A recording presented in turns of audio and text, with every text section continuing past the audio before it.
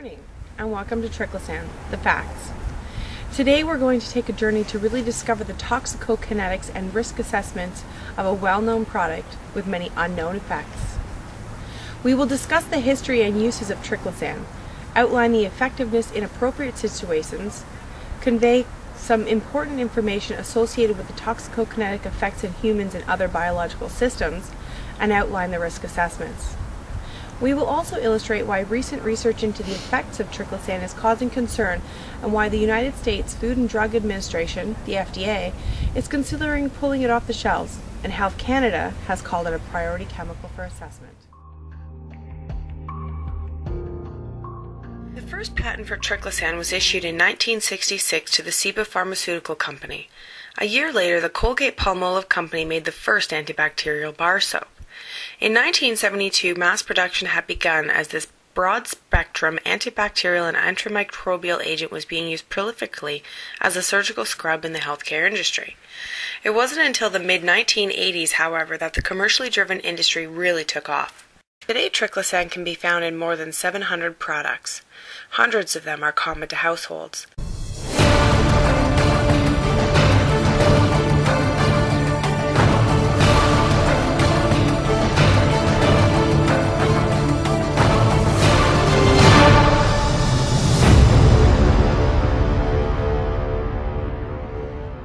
Can now be found in 84% of antibacterial bar soaps and almost 100% of antibacterial liquid soaps, with doses ranging from 0.1% to 0.45%.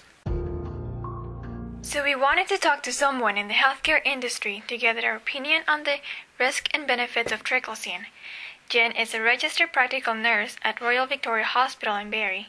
She has worked in the healthcare industry for over 10 years and has seen how health scares such as the H1N1 virus and SARS have helped fuel this antibacterial industry. Triclosan is what we call a selectively toxic chemical. It works on bacteria by blocking the active site of the enol alkyl carrier protein reductase enzyme, or ENR, which is an essential enzyme in fatty acid synthesis. By blocking the active site, Triclosan inhibits the enzyme, and therefore prevents the bacteria from synthesizing fatty acid, which is necessary for building cell membranes and for reproducing. Since humans do not have this ENR enzyme, Triclosan has long been thought to be fairly harmless to us. Under the appropriate settings and conditions, such as in hospitals to prevent infections, Triclosan has been proven to be effective. But no current data demonstrates any extra health benefits from having antibacterial-containing cleansers at home. In fact, a study by the FDA of over 200 healthy households found that those using antibacterial products did not have any reduced risk for symptoms of viral infection disease. In 2005, FDA advisory panel said Triclosan-containing soaps was no better at preventing illness than regular soap and water. Even the Center for Disease Control and Prevention stated that antibacterial soaps are not necessary in everyday use. Scientists have raised concern about Triclosan for decades. According to a lawsuit filed in 2010 by the Natural Resource Defense Council, the FDA first proposed regulating over-the-counter topical antiseptic drug products like Triclosan in 1972, but never followed through. Then in 1978, the FDA proposed eliminating Triclosan as an active ingredient in hospital scrubs and in hand soaps within a couple years, but again, never followed through.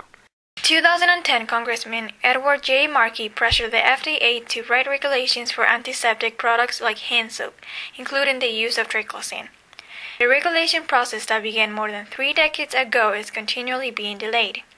In the meantime, Mr. Markey has petitioned for a ban on Triclosan in hand soaps, products that come in contact with food, and in products marketed to children.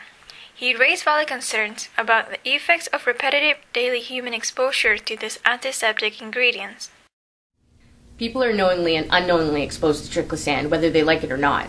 There are 3 points of entry for human exposure to Triclosan: oral, dermal, and inhalation. Following oral administration of Triclosan, absorption from the gastrointestinal tract is rapid and extensive.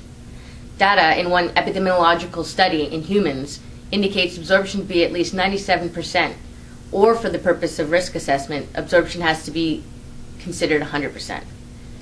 Rapid first-pass metabolism greatly reduces it initially. However, the lipophilic properties of Triclosan enhance dermal absorption, and the percutaneous penetration is considerable.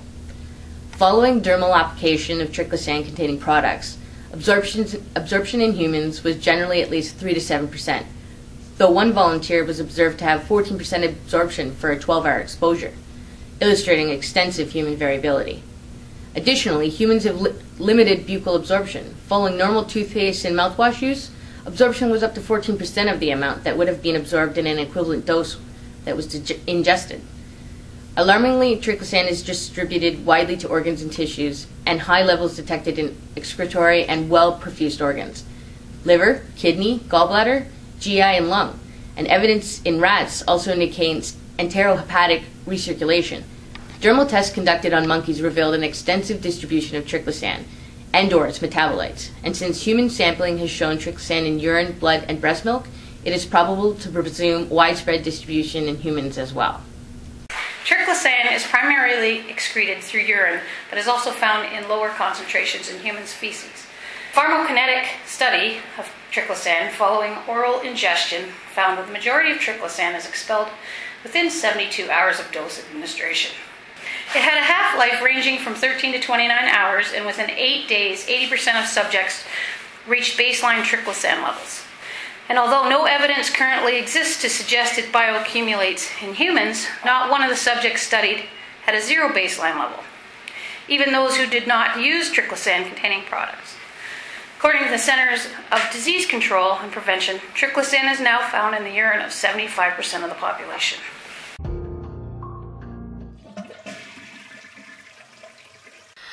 Over 95% of the uses for triclosan are in consumer products that are disposed of in residential drains. In a U.S. Geological Survey study of 95 different organic wastewater contaminants in U.S. drains, triclosan was one of the most frequently detected compound and in some of the highest concentrations. In June 2006, it was reported by Johns Hopkins University research that about 75% of the triclosan that people flush down their drains survives treatment at sewage plants, with most ending up in sludge spread on farm fields. According to the research, every year an estimated 200 tons of two compounds, triclocarbon and triclosan, are applied to U.S. agricultural lands.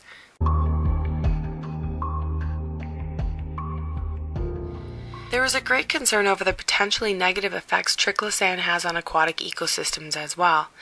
To name one of the huge influences, triclosan is extremely toxic to algae, affecting algal communities both in structure and functioning capabilities, especially directly downstream from wastewater output. The implications of long-term effects is uncertain, but algae are oxygen producers and at the bottom of the food chain. Damaging their ability to function could potentially destroy balance in an aquatic ecosystem.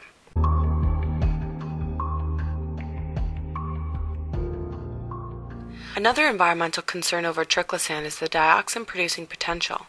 Dioxins can cause many severe human health effects such as immune system weakening, fertility reduction, miscarriages, birth defects, and they are potentially extremely carcinogenic.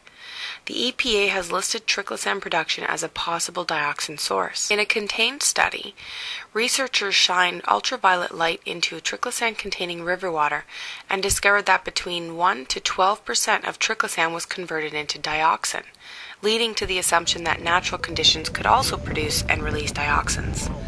Additionally, a recent study examining sediment cores representing the last 50 years of Lake Pepin sediment showed that the 4 dioxins created by triclosan now represent about 1/3 of the total dioxins present. Triclosan production levels have increased by 200 to 300% in the last 30 years, while levels of other dioxins have fallen, in some cases as much as 90%. Triclosan has also been found to promote the formation of chloroform in chlorine-treated water. Chlorine can react with the natural organics in the water to produce trihalmethanes, chloroform being one of the most common. Although chlorinated water does not require triclosan to produce chloroform, a study conducted in 2007 demonstrated that in certain conditions, triclosan enhanced chloroform production by up to 40%. We spoke to Taisha about metabolic pathways of triclosan and how it relates to risk assessment. Triclosan is a phenyl ether or chlorinated bisphenol and is classified by its chemical structure as a polychlorophenoloxyphenol. Due to its high solubility and low permeability, the FDA classifies it as a Class 3 drug. The major metabolic pathways in humans and animals involves glucuronide and sulfate conjugation. Data in rodents indicates that the liver and high conjugating capacity for triclosan, while human and animal data demonstrate triclosan is metabolized to the glucuronide and sulfate conjugate in the skin. Relative proportion of the metabolites varies depending on plasma-ready state of triclosan, and these conjugates combined with higher concentrations resulting in a shift from predominantly glucuronide to predominantly sulfate conjugates. No difference in metabolic patterns is seen between different human racial groups. However, a significant difference was observed in the rate of elimination between some African American volunteers compared to Caucasian volunteers. There is no data available to explain why this difference was observed, however.